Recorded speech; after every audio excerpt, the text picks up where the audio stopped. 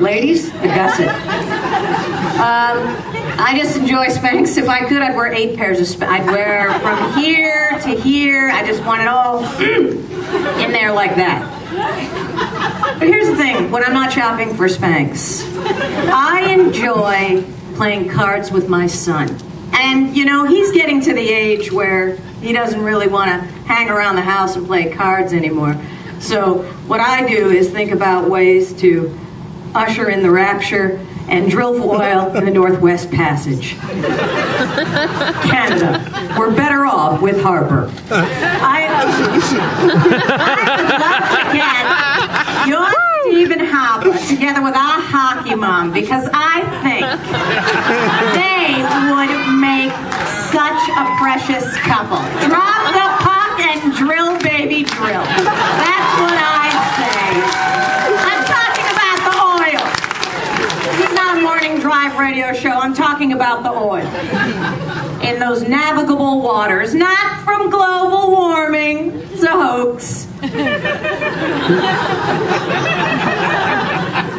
That's the wonderful thing about the conservative ideology, that it can infect even Canada. That is the mind. Well, here's the let me just go. There's been a couple of things that have really disconcerted me. One, if anybody's seen 28 Days or 28 Weeks Later recently, then you'll know the infected, the undead, the zombies are running really fast now. Now here's the thing, that is not, I can't, Grandma's got an Achilles torso, I have 2 herniated discs and a sciatic nerve problem. I can't, if they're going to be running that quickly, you've seen them, the undead, the infected, whatever we're calling them now. They're unbelievably fit and fast.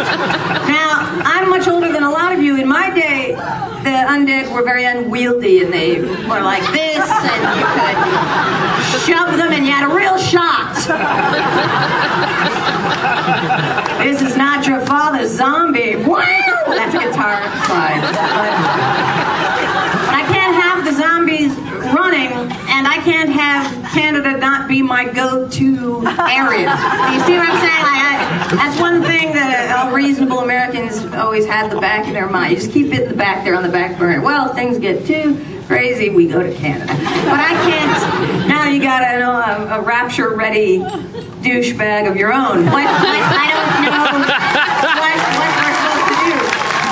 And I say that not to be like, oh, what a dick, she's calling him a douchebag. I say that because, with all due respect, which is none, as far as those right-wingers are concerned. Zippo.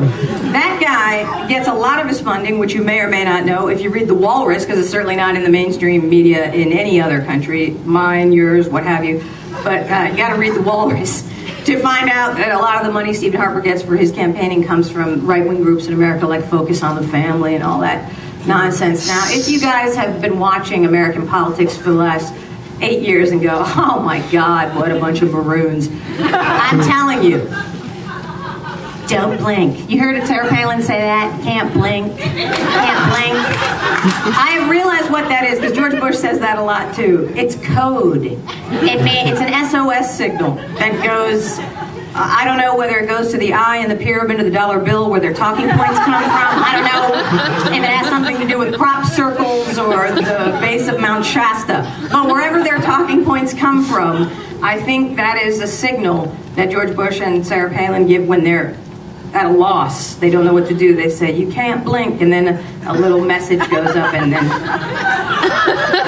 right-wing think tank starts writing something down, and then everybody repeats it. Now, granted, I know you guys aren't as I wouldn't expect you to be. I can't even almost stomach it myself watching American politics play out, and certainly you've got your own things to deal with. But I have to apologize in advance. It consumes me. I got to take a knee, for Christ's sake. It consumes me. I, honest to God, struggle with an anger management issue, not related to other issues in life, but this stuff. And then when I fucking see that ad for Stephen Harper with the talking about playing cards with his kids, I feel like, what, do I look like Ava Braun to you? Do I look like some kind of a fucking no self-esteem chump? Do I look like Hitler's girlfriend to you? Do I look like Squeaky Fromme to you?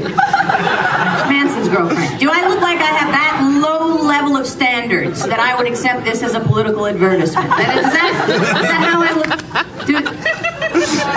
Should we just get the glass coffee table and have somebody shit upon me now? Is that how I look to you, that you would trot that out? I'm going to vote for that guy. He likes to play cards with his son. And I'm going to vote for the lady with the hockey. Because I was going to vote for Hillary Clinton, and then there was no lady. And then there was the other lady. So I'm going to vote for the other lady. I saw there was a lady, and then there was the other lady. So I vote for the other lady. But that's honestly the level of thought that went into picking Sarh Palin. Now, I do know it has something to do, I don't know when I'm going to get off my knee. I might go back on it, but I'll get off it now. And I'm sorry for keeping making eye contact with you. I'm not being strident at you or picking on you in any way. I just keep looking at you. But how old are you? Again, I see rows of young people with skin you could eat off of. And when did that happen? What year were you born? I don't even understand. How is that technically possible? Honest to God, how is it technically possible to be born in 1984? Sometimes I'll see a person who was... sometimes I'll see a person who, 1991, they will say back to me. They were born in 1991, which means that I had a eating disorder and a drinking problem when you were just joining us. That is how odd that is to me. And I find myself saying things like, well, you know, in my day, 7-Eleven meant just that. Couldn't get anything to drink after 11. No before 7. Couldn't get a cup of coffee. There was no hole in the wall with cash coming out of it. Why, if you didn't get to the bank by 5, you were shit out of luck. All of that is true. And here's one that watermelon like, and then back in my day, there was an album called Yes Songs. It opened 3 ways, and you cleaned your pot on it, and all the seeds went into the creases. I don't know how kids are doing it now with their iPods. I don't know how you clean your pot on an iPod. Can you? Maybe your pot doesn't have seeds today. I don't know. I don't use it. I do smoke it sometimes because Grandma has fibromyalgia. That is true. Isn't that sad? That is so sad.